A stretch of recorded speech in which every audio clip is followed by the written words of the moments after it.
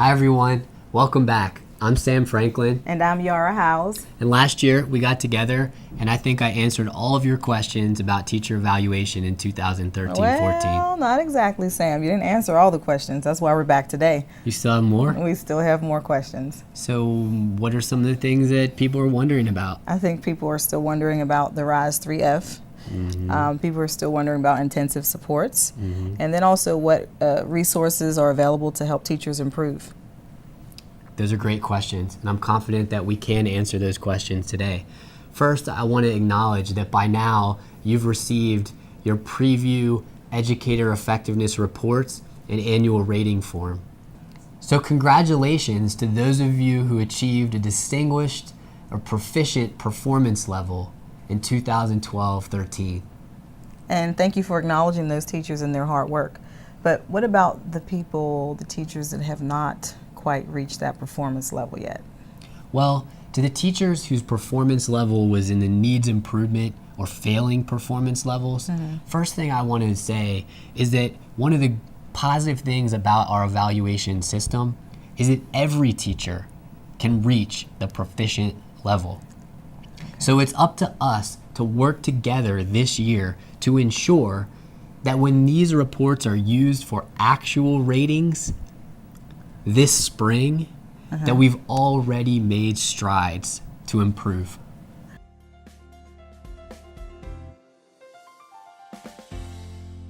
So Sam, one of the things as a Pittsburgh public school teacher that we all can count on is change. Thinking about RISE in this upcoming school year, what is the biggest change that we're all going to experience with RISE? For the most part, Yara, RISE this year is just like RISE last year. Okay. The biggest thing I'd like to highlight is the teacher self-assessment and 3F template. What we've worked to do with this tool is to integrate in one place 4 different pieces of the process. First is the familiar self-assessment process, which teachers do 3 times per year at the beginning, middle, and end. Second is RISE Component 3F. Third is professional growth goals. And last, if applicable, is the intensive support plan. Now, all of these aspects of the RISE process are kind of brought together in one place.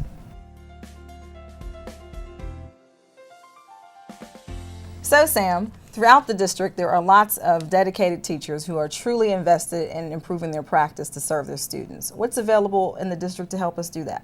I know you're right about that, and so we've worked hard to put together a list of more than 15 different types of resources, feedback, and learning opportunities that are available. Some of them are brand new, and others have been a part of our district culture for years. I think it's an appropriate time now to turn to some familiar faces who can help highlight some of these learning opportunities.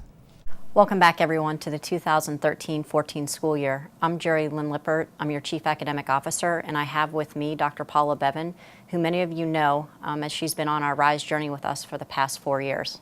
Hi, Paula. Hi, Jerry.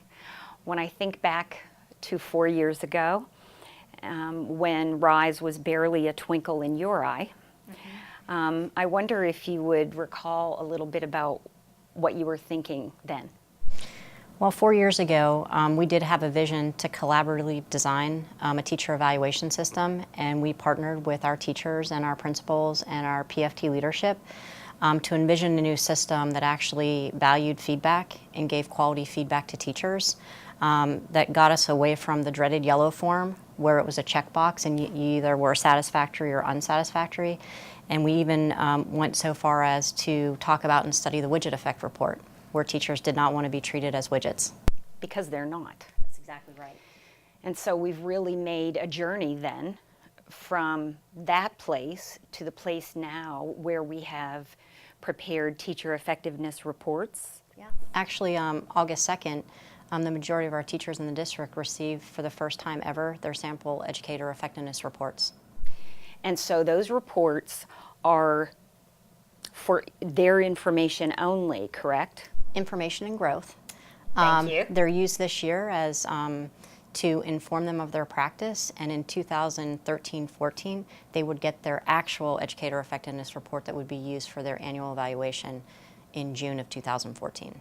So what you're really saying then is that this year's report is formative. It's for our information, it's for us to think about and grow, Yep. which is not unlike what teachers do in the classroom when they give their students free feedback, right? That's correct.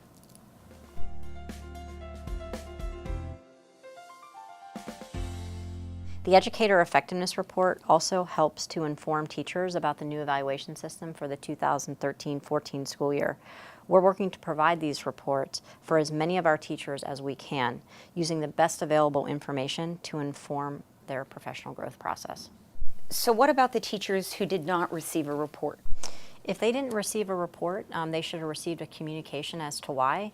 And if they have not, I would encourage teachers to visit my PPS staff at the location listed on the screen.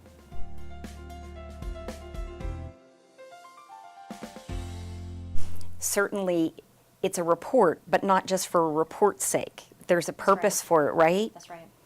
And so our goal then is to change the trajectory for our students so that larger numbers of our students are career and college ready. That's correct. Our goal is 80% to and through college.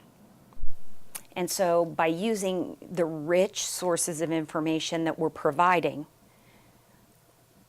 we as teachers have this opportunity then to make things look different. That's correct.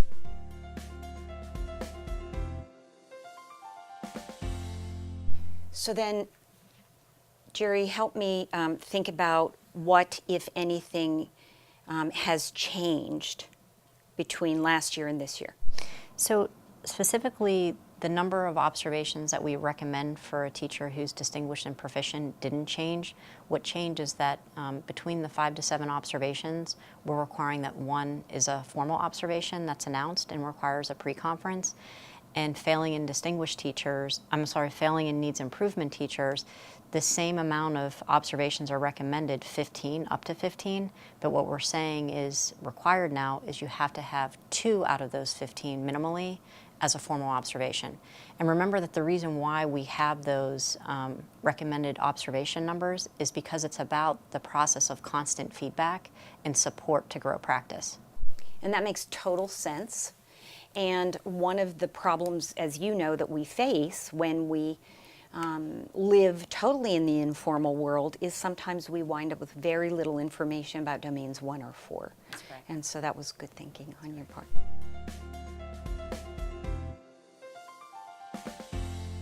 To help teachers navigate the process and access all of the available supports along the way, we've created a self-assessment in 3F template.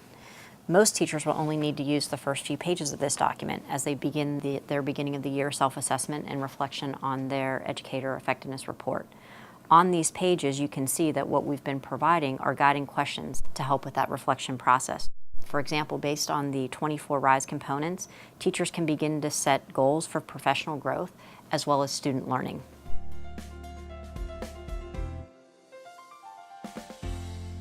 So Jerry, I hear that there is a support for starting off the year for all our teachers. Are there any additional supports throughout the year? Well, actually, we did take that into account, Paula, and the self-assessment in 3F template actually connects the beginning of the year self-assessment and reflection on practice. It also includes pages that include the middle of the year self-assessment and reflection on 3F, as well as the end of the year self-assessment and the beginning of the summative assessment process. So basically then, we have step-by-step through the process throughout the year. Yes, and provided teachers with that template to really guide their reflection, both on to be able to set their professional learning goal as well as their student learning goal, which is the 3F integration and support.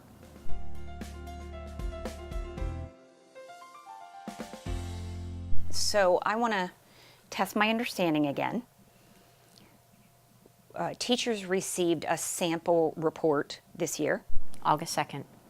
and if on that report they received a needs improvement or failing sample rating, it is their choice whether to self-select into an intensive support plan or not? That's part of it, Paula. If they received a satisfactory rating at the end of last year, June 2013, and their sample report indicates that they're failing or needs improvement, they had the option of whether they participate. A teacher who received an unsatisfactory rating at the end of 2013 school year and received a failing or needs improvement are required to participate in intensive support. Thank you, that's really helpful. So now just for a moment, if you could help me think about this group that received a satisfactory rating in June, but has the needs improvement or failing sample rating, what would be the benefits and drawbacks to choosing or not choosing intensive support? Well, it's really what you talked about, Paula, is that it's the use of data.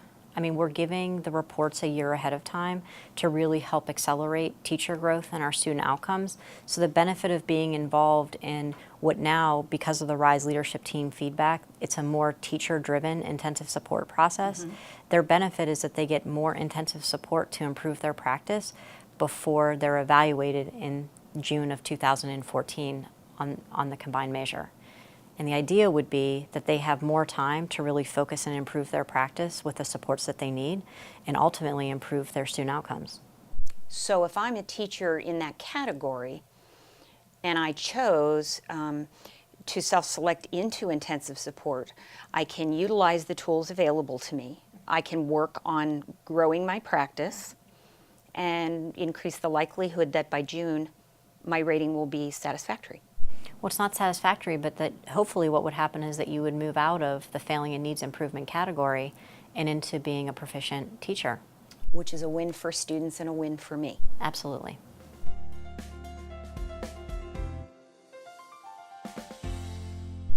Jerry, this conversation has me looking forward to the upcoming school year.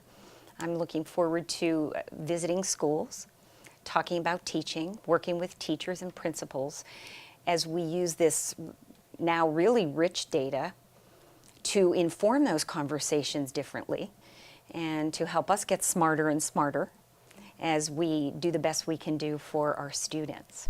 Well, we're really excited to have you back for another year, Paula, supporting our teachers and our principals at their schools and also providing opportunities for our RISE leadership teams to get additional training. And I'm also really looking forward to continuing work with our RISE leadership teams, as well as just getting feedback from our teachers and principals on how we can better support them in the process. And now we're going to turn it over to two of our professional development experts to talk more about some of the professional learning opportunities for teachers, Kim Basinger and Elise Pinchback. Hi everyone and welcome back to school. My name is Kim Basinger and I'm the Director of Professional Development for the district, and joining me is my colleague Elise Pinchback. Hi everyone and welcome back to school. We want to take a minute to make sure that you know where our professional supports are available. They're on the MyPPS portal. Use your district login information to access the site. From there you can pivot to all of our professional learning supports. We know that as adult learners, everyone has different preferences and styles for learning. Just like our students do, we know that face-to-face learning is not the only time that people can learn and grow and improve their practice. That's why we made an effort to really increase the number and quality of supports that are available to all teachers. So let's take a look.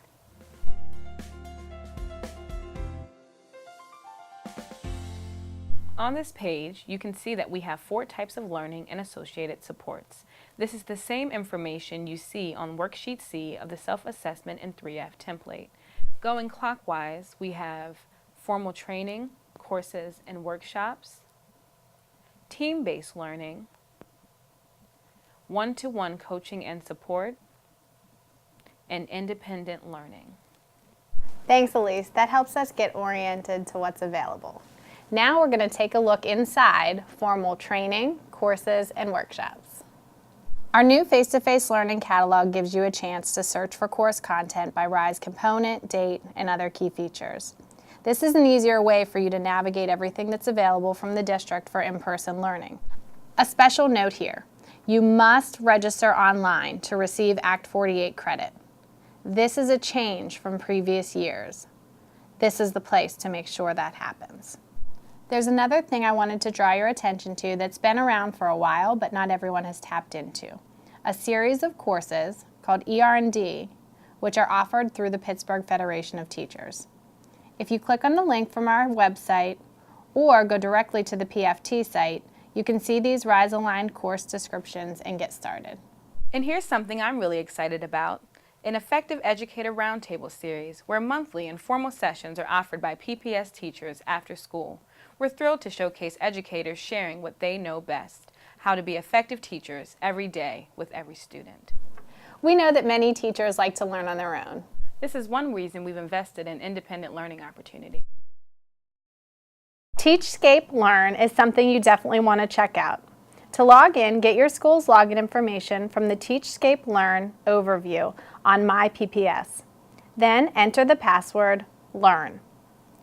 As you can see, it's a comprehensive set of more than 130 courses, 5,000 videos, and more. Teachscape Learn is a constantly growing base of materials developed by experts from across the country. Now, it also offers learning resources created by PPS teachers and teacher leaders to support growth. Last year, clinical resident instructors added resources to the PPS Learning Bridge.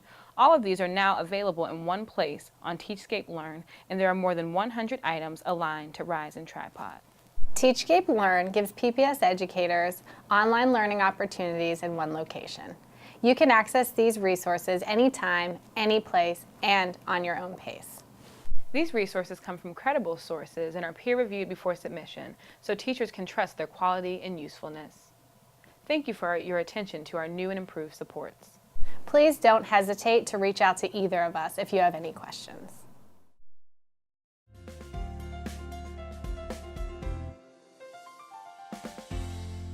Thank you, Yara, for your great questions today. And thanks for having me and answering them. And then also, I just wanted to tell you, it's really reassuring to know that all teachers can potentially reach the proficient level. And just think about what a difference our professional growth will make for Pittsburgh Public School students. Absolutely. Thanks for joining us, everyone. Thank you.